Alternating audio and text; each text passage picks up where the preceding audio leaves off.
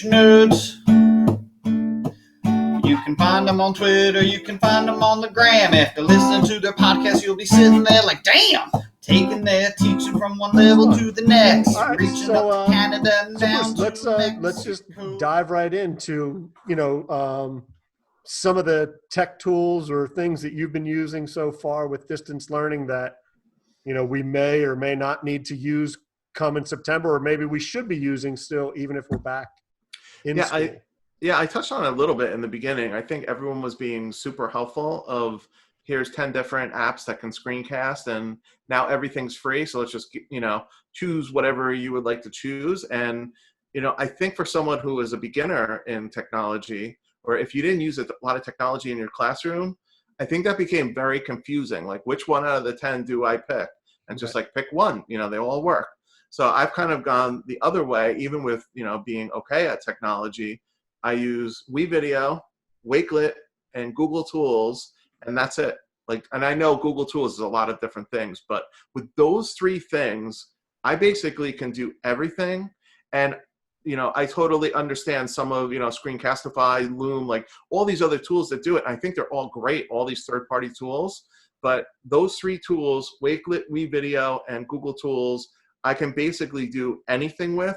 And especially now in WeVideo, they just added in animated GIFs or GIFs, whatever you guys say, a couple weeks ago. They already have screencasting. They have screencasting. You could do picture-in-picture. They have videos. They have podcasting.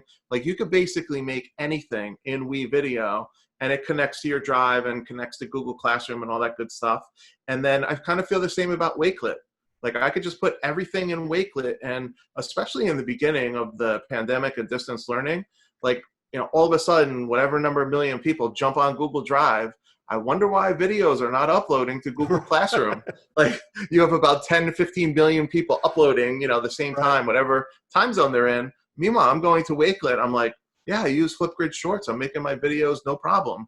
Because within Wakelet, it has Flipgrid Shorts, the video maker. You could do your welcome to the class. And what I ended up doing in the beginning was just pasting outside links into Google Classroom. So instead of making a video, even if it was only 5 minutes long, and uploading it to Classroom, I would make it in Flipgrid Shorts or in WeVideo, but Flipgrid Shorts if it's just like a welcome to the class, and then just take that link, put it into Google Classroom, and now the students have a welcome to the class. Here's what website I want you to use. Here's more things about that assignment.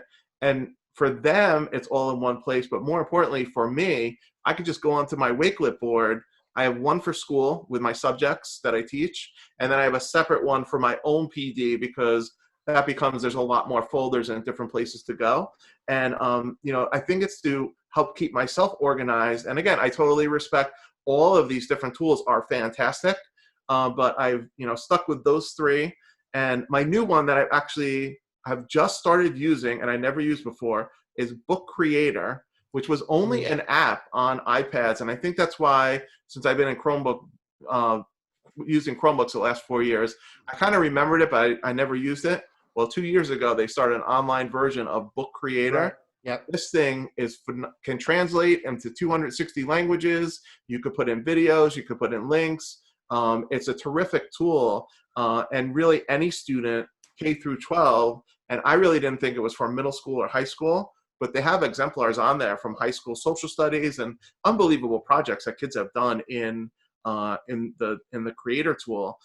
So that's the newest one I just started using, but I really try to be careful not to add too much on my list because I don't want to go into the week and say, okay, I had 50 different choices. Like, which one should I pick? I'd rather have 3 choices, instead of having too many. Thanks for listening to the Teacher Nerds podcast.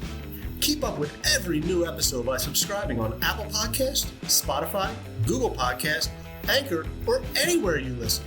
Remember to visit teachernerds.com, and that's nerds with a Z.